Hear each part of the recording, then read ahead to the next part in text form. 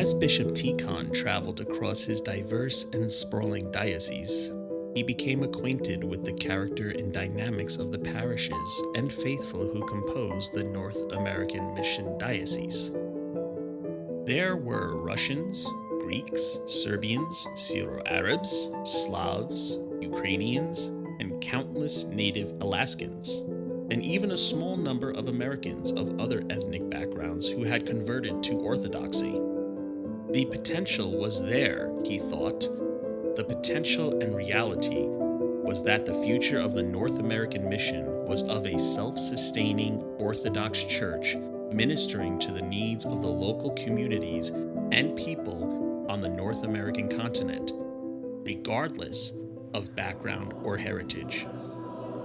Bishop Tikhon realized he was going to need more clergy. Many of the priests and deacons in the North American mission had come from Europe or the Middle East, having been raised and educated for service in their home countries. But the growth of immigration to North America necessitated local Orthodox churches to support the efforts of the Russian mission by sending clergy to serve in the fledgling parishes. But the education of the laity was lacking, as clergy in North America faced diverse conditions and varying educational backgrounds among their faithful. As archpastor, Bishop Tikhon listened to the needs of his clergy and recognized the lack of educational resources, both for the clergy and the people who were suddenly surrounded by non-Orthodox Christians who didn't understand or accept the use of icons or crosses, or sacred acts which were accepted without question in the Old World. The teaching of basic tenets of the Orthodox faith became paramount for Bishop Tikhon, as the multicultural and diverse religious landscape of America wasn't always welcoming for Orthodox Christianity. During a pastoral visit to the growing parish community in Minneapolis, Bishop Tikhon spent time with students of the Orthodox Missionary School located in its midst. The parish, dedicated to the protection of the Mother of God, had returned from Eastern Rite Catholicism to Orthodoxy under the care and pastoral leadership of Father, now Saint, Alexis Toth in 1892. It was the ideal location, being centrally located on the continent, a beacon to other Eastern Rite parishes which had returned to Orthodoxy, and a growing community of immigrants and local residents who were dedicated to the growth of the mission. The school would help strengthen their understanding of the Church's teachings, and the parish would be a source of inspiration for the diocese, supporting and nurturing its efforts to proclaim the Orthodox faith in the New World. By the time of Bishop Tikhon's first visit to Minneapolis, Father Alexis had already been transferred to parishes on the East Coast, responding to requests from other Unia communities which wanted to reunite with the Orthodox Church. Succeeding Father Alexis were other missionary-minded priests like Archimandrite Sebastian, whom Bishop Tikhon had met in San Francisco, Father Konstantin Popov, and Father Leonid Turkevich. Bishop Tikhon's predecessor, Bishop Nicholas Zerov, had visited Minneapolis on numerous occasions, encouraging the faithful to be true to their Orthodox faith, nurturing the gifts they were given, and had restored through the labors of Father Alexis. By 1905, the missionary school had been elevated to the status of theological seminary, and the use of English in the divine services was established. Bishop Tikhon's vision for a North American Orthodox Church was based on that of his predecessor, Bishop Innocent Veniaminov of Alaska. He authorized the first translations of the sacred texts into English, including the famed translation of the Divine Services by Miss Isabel Hopgood, a local benefactor who was fond of orthodoxy and made it possible to produce the first comprehensive service book for the liturgical year, continuing the apostolic custom of worship in the native tongue of the faithful.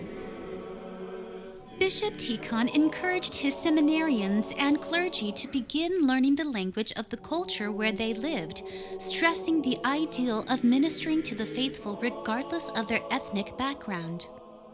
The seminary would remain active and vibrant in Minneapolis until 1912, when it was transferred to Tenafly, New Jersey, to meet the growing needs of the church on the East Coast.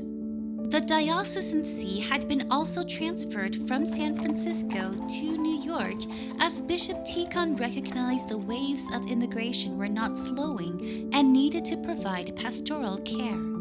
Through all of this, Bishop Tikhon recognized early on this would not be a church in diaspora where the majority, if not all, those who came to America would go home someday. He saw these immigrants as the basis for a permanent church, a local church with the mission to proclaim the saving message of Jesus Christ found in Orthodoxy to those who lived here. In Chicago, Bishop Tikhon hired the famed architect Louis Sullivan to build the Church of the Holy Trinity, working with the missionary-minded priest, now saint, Father John Kuchurov. Their efforts, with the encouragement of Bishop Tikhon, resulted in other parish communities, including Holy Assumption Church in Marblehead, Ohio, being established between the larger cities.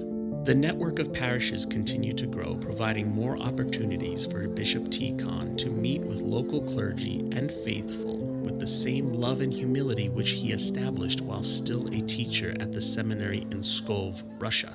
The realities of being Orthodox in North America meant you were in the minority, surrounded by countless other ethnic groups and Christians, Roman Catholics and Protestants, who looked down on the Slavic and Mediterranean communities.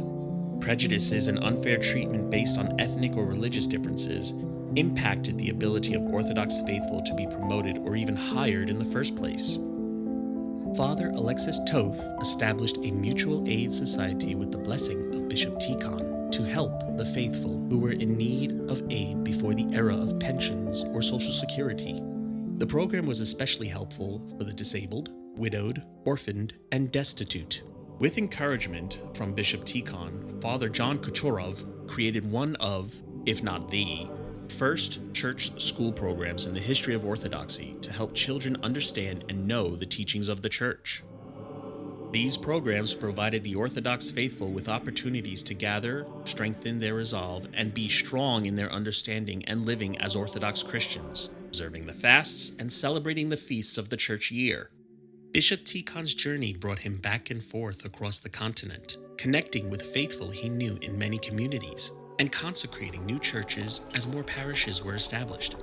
He spent time in Pennsylvania, dedicating new churches in Catasauqua and Charleroi to the Holy Trinity St. Andrew's Church in Philadelphia, and parishes in Reading and Oliphant to St. Nicholas.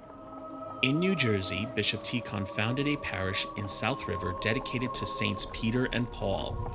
Returning to New York, he dedicated the Holy Trinity Church in Yonkers, and he consecrated the parish under Father Raphael's care in Brooklyn, as well as the parish on the Upper West Side of Manhattan where Father Alexander Hodovitsky was serving, to St. Nicholas. Perhaps it is fitting that the missionary bishop in North America should choose St. Nicholas for these two communities in New York where so many immigrants arrived from the Old World. St. Nicholas is often called upon to watch over those on journeys, and he is also considered to be the foremost example of archpastoral service by bishops. As the labors of Bishop Tikhon in America grew more elaborate, it could be said that the experiences were preparing him for the next chapters of his life.